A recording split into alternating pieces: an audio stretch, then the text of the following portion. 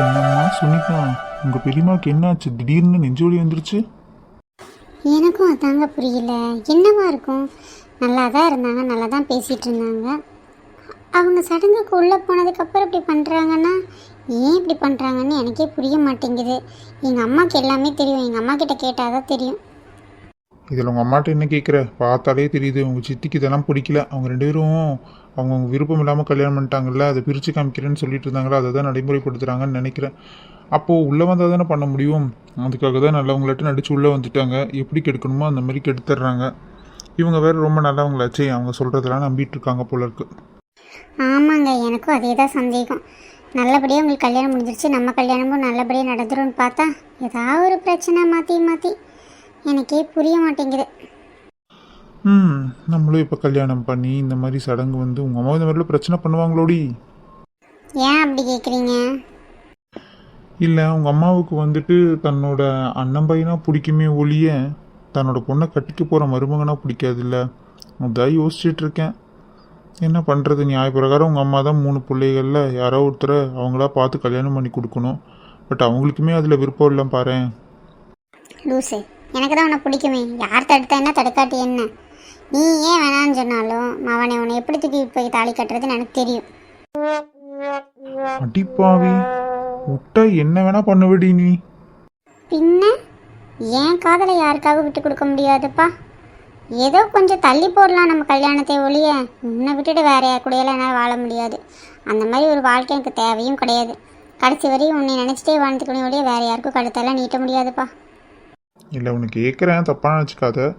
சந்தர்ப்ப சூழ்நிலை அப்படி அமைஞ்சா என்ன பண்ணுவேன்? ஒன்றும் பண்ண மாட்டேன். உன்னை கொண்டுட்டு நானும் ஜாலியாக செத்துருவேன், அவ்வளோதான். அடியே, நீ வில்லங்கமான இல்லை, சரியான வில்லங்கமான எமகாதகிடி நீ. பின்ன என்ன சும்மா அதையவே கேட்டுட்ருக்க? எதுவுமே பாசிட்டிவாகவே யோசிக்க மாட்டியா? எங்கள் அம்மா எப்படி, எங்கள் பெரியம்மா எப்படி, எங்கள் அக்கங்களாம் எப்படின்னு உனக்கு தெரியும்ல. ஏதோ வினிதாவாவது நமக்கு சப்போர்ட்டாக இருக்காளேன்னு சந்தோஷப்பட்டுக்கோ. இப்போ பார்த்ததுக்கு எல்லாருமே நமக்கு கொஞ்சம் ஆதரவாக இருக்காங்களா. மல்லிகா அக்கா, ரகு மாமா, காயத்ரி அக்கா, அர்ஜுன் மாமா, 4 பேர் நமக்கு ஆதரவு. இப்போது வினிதாவோட சேர்த்து 5 பேர் ஆதரவு. எப்படியாவது ஒன்று நம்ம சப்போர்ட் பண்ணிக்கலாம். மறந்துட்டு நீ பெரியப்பா கூட எனக்கு சப்போர்ட் பண்ண போகிறாரு. நம்மளுக்கு எல்லாமே ப்ளஸ்ஸாக தான் இருக்குது. நீங்கள் ஏன் கவலைப்படுறீங்க? கண்டிப்பாக நான் உங்களுக்கு கல்யாணம் பண்ணுவேங்க. எனக்கு புருஷனா அது நீங்கள் தான், உங்கள் பொண்டாட்டினா அது நான் மட்டும்தான், ஞாபகம் வச்சுக்கோங்க. சுனி, நீ என் மேலே இவ்வளோ லவ் வச்சுருப்பேன்னு எனக்கு தெரியல சுனி. நான் ரொம்ப சந்தோஷப்படுறேன். நான் எந்த ஜென்மத்தில் புண்ணியம் பண்ணணும் இந்த மாதிரி ஒரு பொண்ணை என்னை லவ் பண்ணுறதுக்கு. இன்னொன்று சொல்கிறேன் சுனி, நீயே வேணான்னு போனாலும் கண்டிப்பாக நான் உன்னை தூக்கிட்டு வந்து தான் தாலி கட்டிடுவேன். தயவுசெய்து என்னை விட்டுறாது சுனி. என் லூசு மாமா, எப்போவும் நான் உன்னோட சுனிதா தான், உன்னோட ஒய்ஃப் தான். இப்போ இருந்தே நான் உன் ஒய்ஃப் தான்டா லூசு. நீ எப்போ எனக்கு குச்சி கட்டினியோ அப்போ இருந்தே நான் உன்னை மட்டும் தான் நேசிக்க ஆரம்பிச்சிட்டேன். அதை முதல்ல ஞாபகம் வச்சுக்கோ. ஆமாம்ல, உனக்கு குச்சி கட்டினது நான் தானே. அப்புறம் என்ன, பேசாமல் இரியா, அதுவாக நடக்கும். Love you Sunitha. Love you வெற்றி.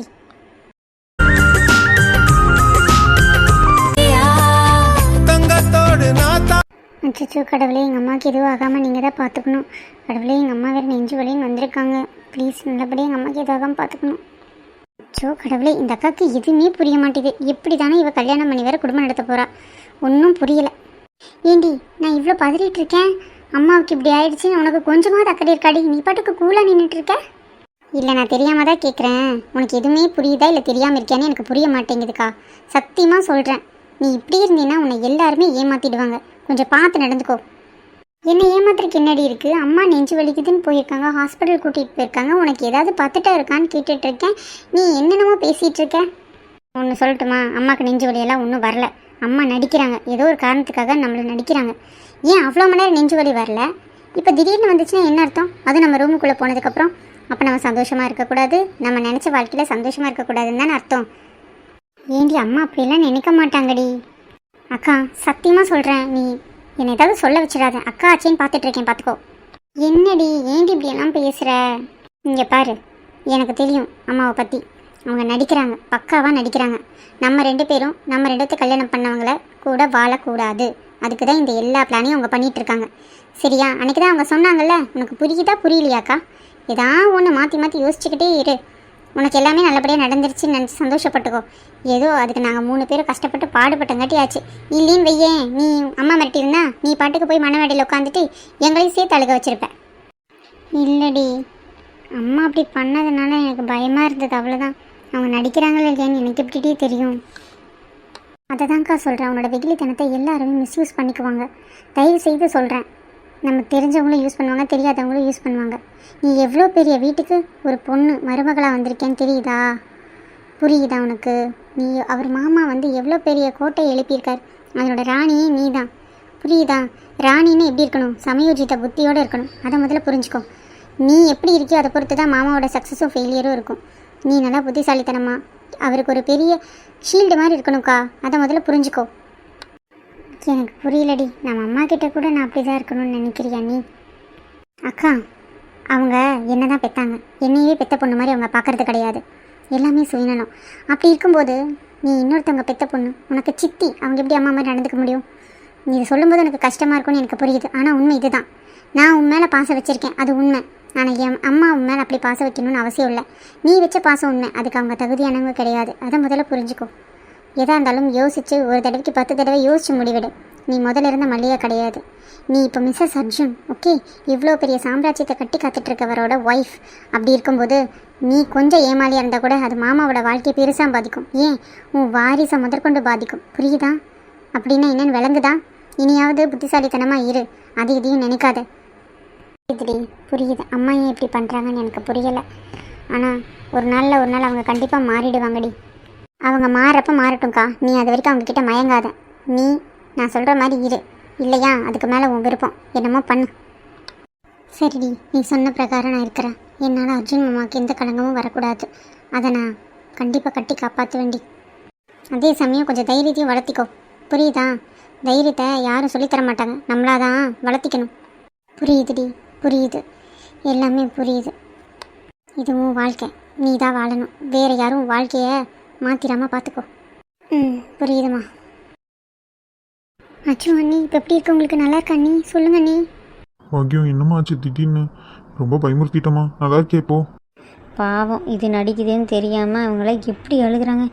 எப்படி நடிக்குது பயவுள்ள. நம்மளுக்கு அந்த மாதிரி வரமாட்டேங்குதே, என்ன பண்ணுறது?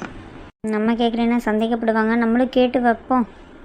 அக்கா, எனக்கு எப்படிக்கா இருக்குது? நல்லா ரொம்ப பயந்துட்டா தெரியுமாக்கா? கொஞ்சம் பரவாயில்லடி. இப்போ என்னமோ திடீர்னு ரொம்ப ஏதோ மனசில் சாரி நெஞ்சில் போட்டு அழுத்துற மாதிரி இருந்துச்சுடி. இருக்கும். எங்கேயாவது உன் பொண்ணுக்கு முன்னாடி மல்லிகை குழந்தை பெற்றுறக்கூடாதுன்னு இத்தனை பிளானிங் பண்ணி போட்டு கடைசியில் கடவுள் கொடுத்த ஆப்பை பற்றியா உன் பொண்ணுக்கும் எதுவும் நடக்காமல் போயிடுச்சு. சரியான முட்டாள்க்கா நீ.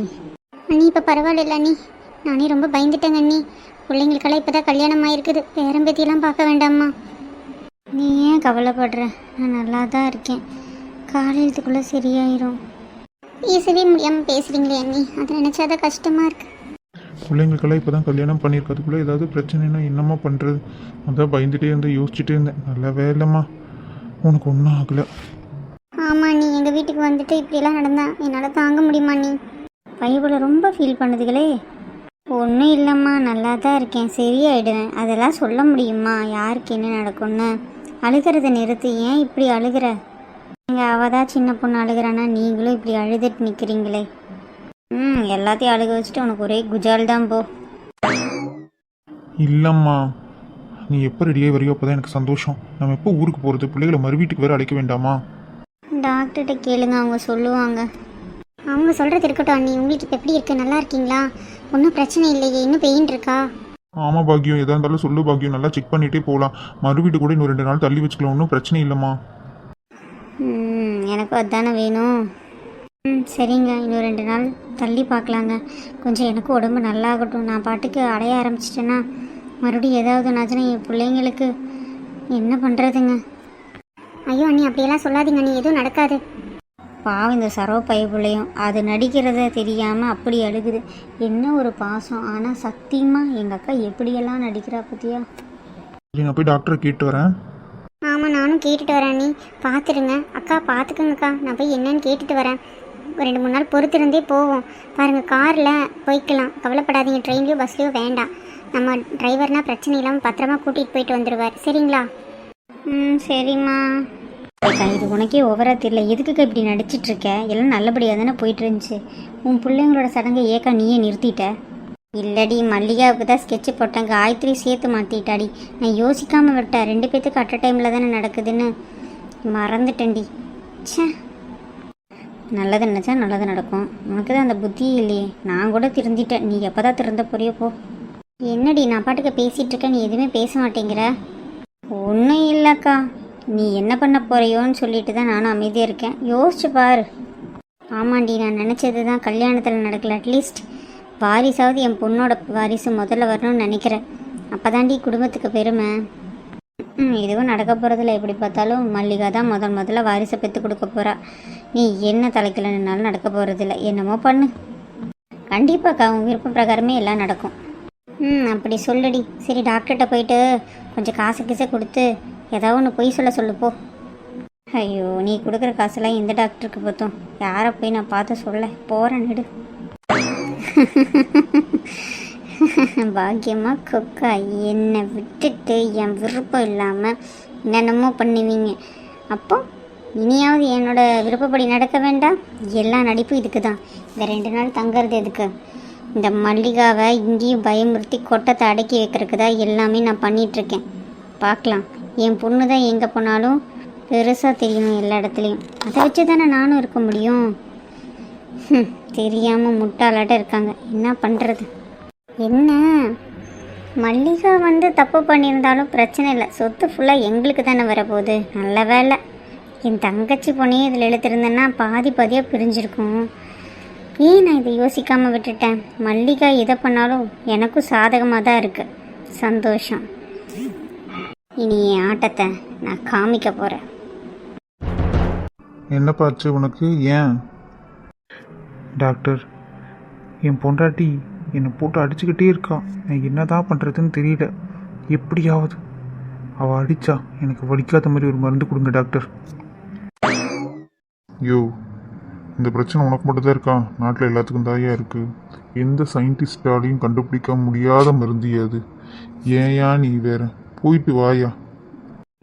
டாக்டர், அப்போ அதுக்கு தீர்வே கிடையாதா? அடிக்காத மாதிரி நடந்துக்கோ, போயா போ.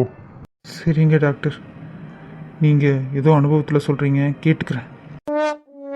ஏண்டா என்னையும் சேர்த்து கலாய்க்கிற உன்னை? நம்மளுக்குன்னே பேஷண்ட் வருவா இங்கே போல இருக்கே. Excuse me doctor, may come in? வாங்க வாங்க, நீங்கள் வராமல் வேறு யார் வர்றது? வாங்க. ஏன் டாக்டர், என்னோட மாமியாருக்கு என்னாச்சு? ஒன்றும் ஆகலையே, she is fine, all right. இல்லை, நெஞ்சு வலிக்குதுன்னு அந்த மாதிரி கத்துனாங்களே டாக்டர், அதனால தான் அவசரமாக கூப்பிட்டு இருந்து அட்மிட் பண்ணோம். என்னன்னு நான் உங்ககிட்ட சொல்கிறது உங்கள் மாமியாரை பற்றி? சாரி டு சே திஸ், அவங்க நடிச்சிட்ருக்காங்க, அவ்வளோதான் நான் சொல்ல முடியும். நான் நினச்சேன் டாக்டர், அதான் யோசிச்சுட்டே இருந்தேன், உங்ககிட்ட ஒரு டைம் கன்ஃபார்ம் பண்ணிட்டு போகலான்னு வந்தேன். இதை விட இன்னொரு காமெடியை கேளுங்க. அவங்க சிஸ்டர் என்ன எவ்வளோ பண்ண வேணா தரேன், கொஞ்சம் எங்கள் அக்காவுக்கு நெஞ்சு வலி உண்மையாகவே வந்துருச்சுன்னு சொல்லுங்கன்னு சொல்லிட்டு போகிறாங்க. ஆமாம், அவங்களுக்கு இது உங்கள் ஹாஸ்பிட்டல்னு தெரியுமா இல்லை தெரியாதா? தெரியாது டாக்டர், நாங்கள் பிஸ்னஸ் பண்ணுறோன்னு மட்டும்தான் தெரியும், இந்த மாதிரி விஷயம்லாம் தெரியாது. சரி, நான் இதை பார்த்து ஹேண்டில் பண்ணிக்கிறேன் டாக்டர். ஆமாம் டாக்டர், நாங்கள் கூட எதிர்பார்க்கல, உண்மையாலுமே நினச்சோம். பார்க்கலாம், அவங்க நடிச்சிருக்காங்கன்னு இப்போ தான் நீங்கள் சொல்லியிருக்கீங்க. இதுக்கு நாங்கள் ட்ரீட்மெண்ட் நாங்கள் கொடுத்துக்குறோம் டாக்டர். பார்த்து ஹேண்டில் பண்ணுங்கப்பா. சரிங்க டாக்டர், நாங்கள் 2 பேர் பார்த்து ஹேண்டில் பண்ணிக்கிறோம். Thanks doctor. ஓகேப்பா, பார்த்துக்கோங்க.